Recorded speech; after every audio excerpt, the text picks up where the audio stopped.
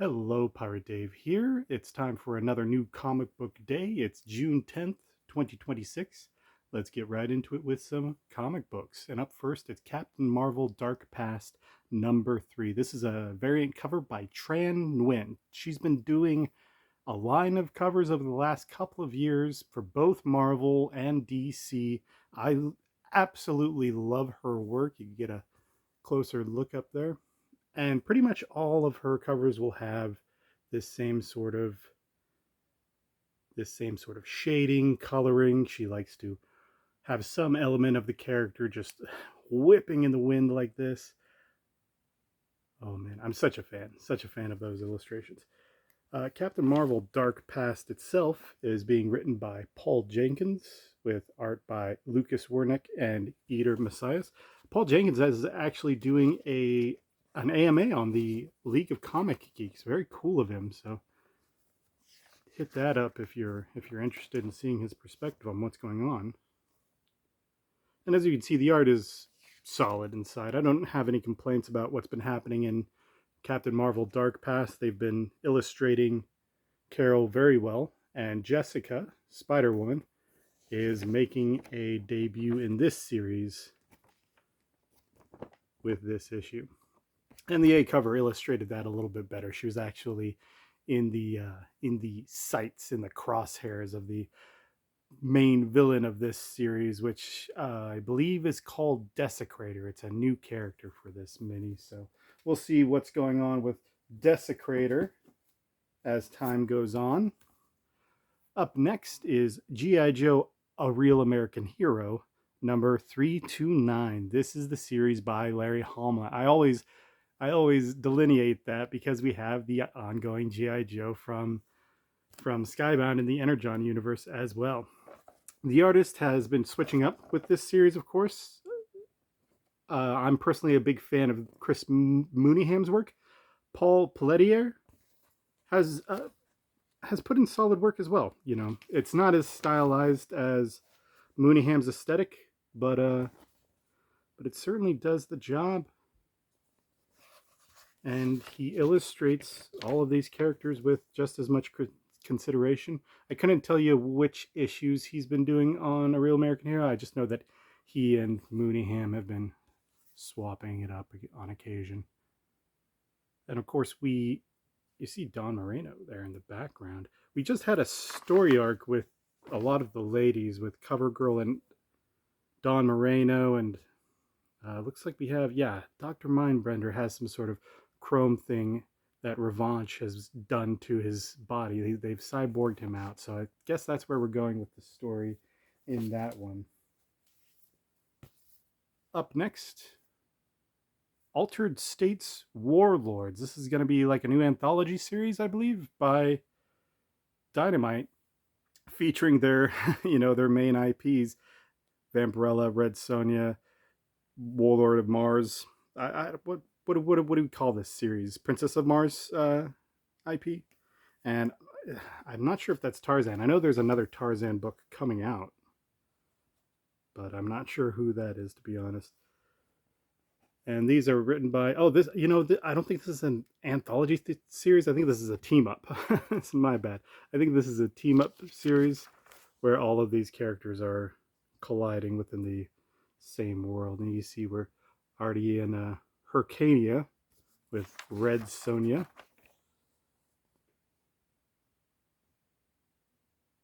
And looks like Red Sonja is actually going to pop onto the red planet, onto Mars. So sorry if that's a little bit of a spoiler there, but it lets you know the setup of where this is going to actually be going. And I guess the title Warlords makes sense of that. If Red Sonja and Vampirella are going to be part of, the sort of Warlords of Mars storyline. Up next is Jay and Silent Bob, Jays of Future Past, #1. This is a Marvel-produced title, obviously written by Kevin Smith for his Jay and Silent Bob characters. These are the characters that debuted in his debut film, Clerks, back in the early 90s. And of course, you probably know them better from their own titled movies or Mallrats. But I've been a big fan of Kevin Smith's View Askew universe stuff, his Jay and Silent Bob stuff. Not so much as the latter half of his career with Red State or Tusk or anything like that. But it looks like Jay and Silent Bob are going to meet a bunch of a bunch of Marvel characters. I don't want to give away too much in this book, although it is very thick, I will say. But we can see this nice little splash page here showing Jay and Silent Bob. All right, and yeah, no, it's a thick book. It's a thick one. I don't know if it's just this one shot. I assume it would just be this one shot. But there you go. For $5.99, you're getting a pretty good deal, especially from Marvel, of all places. Up next, Image Comics, Monster Racing League. I really don't know what to say about this. I'm going to be honest. The reason why I picked this up was because when I was a kid, I was a big fan of like Mutant League hockey and Mutant League football back in the day, the cartoons and the video game. And that just, the title just reminded me of this. So I'm sure it's not going to be anything like this. But if it's a slightly more serious wacky racers, wacky races, that'll be cool too. Let's get the artist credits here. The story is by Lily Wyndham and Robert Wyndham. Art by Jay Lee. Color by Juden Chung. Jay Lee, of course, is a name that I have heard of, I assure you. And you've got some very, very close line work, very thin line work. Look at that.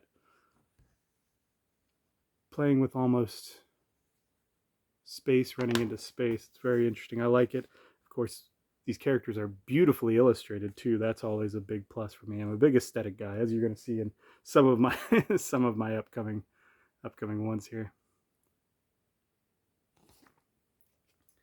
Monster Racing League. We'll see what that's all about, hopefully.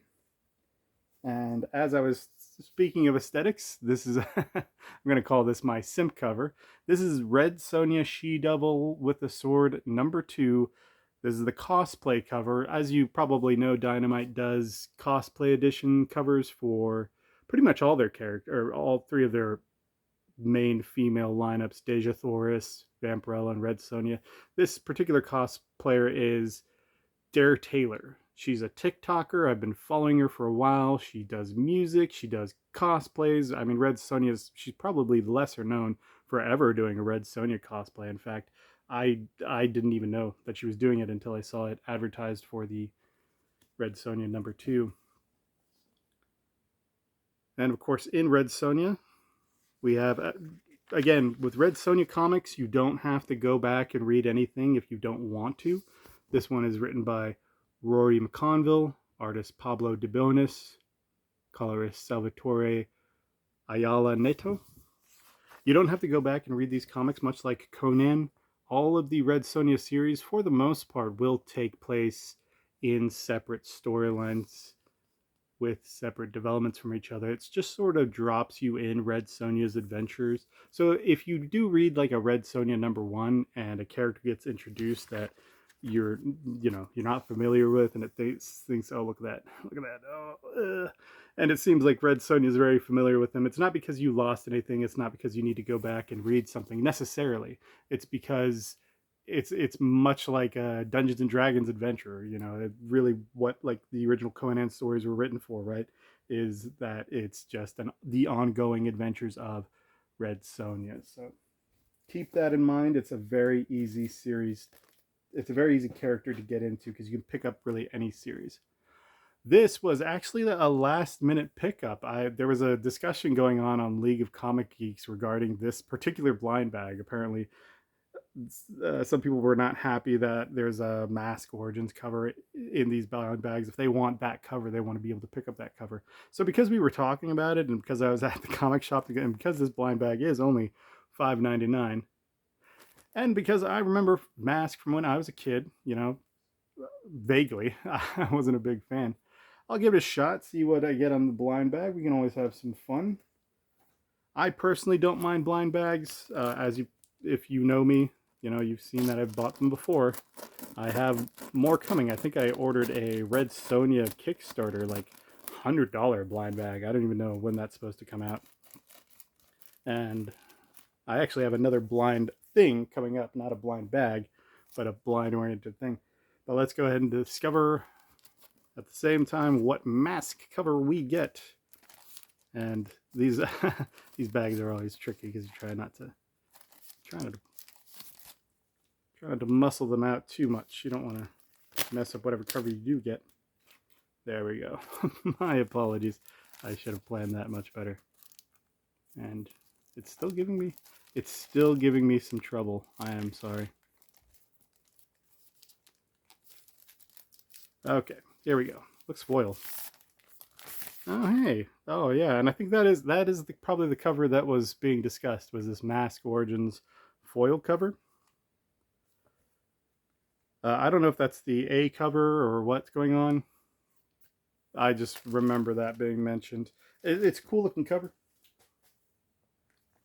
It's a matte foil. This is not in great condition. I think I saw on the bag itself there was a little bit of a dent, and there's a little bit of a dent on the cover here. So anybody that's watching this and is like, "Oh, I really wanted that cover," don't be too broken up. It looks like this cover is a little bit damaged, but that's fine. This is written by Joshua Williamson and Robert Kirkman, artists Andrea Milana and Dan Mora, colorist Lee Lofridge, Mike Spicer. And all of those, of course, are very well-known names in the industry these days. They're putting out tons and tons of big work. The Energon Universe stuff. And, of course, Mask ties into that sort of stuff as well. You can see some of that. Some of those pages there. Good stuff. Good stuff. Hopefully I'll enjoy it. I did read like the first 12 Transformers issues, and I'm still reading the G.I. Joe series, so maybe I'll pick that one up. Up next, I usually do like Supergirls and DC's earlier in these videos, but I actually have a whole Supergirl run of stuff coming up. So up first is Supergirl number 14. This is the mainline series currently being written by Josie Campbell, and I think she is back onto art duties as well. That certainly looks like her artwork. Yes, that's definitely Josie Campbell's work there. And then, of course, you can see the credits there. The tagline there, Matrix Returns. I'm not super familiar with Matrix. There's a user on League of Comic Geeks that's a huge Matrix fan. Sorry, I wish I knew their username offhand, but they're always, keeping that name at the forefront of people. I haven't seen them in a while, to be honest. But my understanding is Matrix doesn't actually return in this issue. However, Josie Campbell said Matrix will be returning. So we are getting a conclusion of the Bottled City storyline, where the Bottled City of Kandor is being, well, I don't know if it's the conclusion, but it's being terrorized by the Black Flame with the help of Lesla Lar's sentient ooze, or however you want to call it. So that's been an interesting ongoing storyline. Again, Supergirl does, kind of go through power loss if you're not a fan of those storylines. But I also got the Jim Lee cover, the movie variant. This is interesting. This art style reminds me, it reminds me a lot of other art styles that I've seen.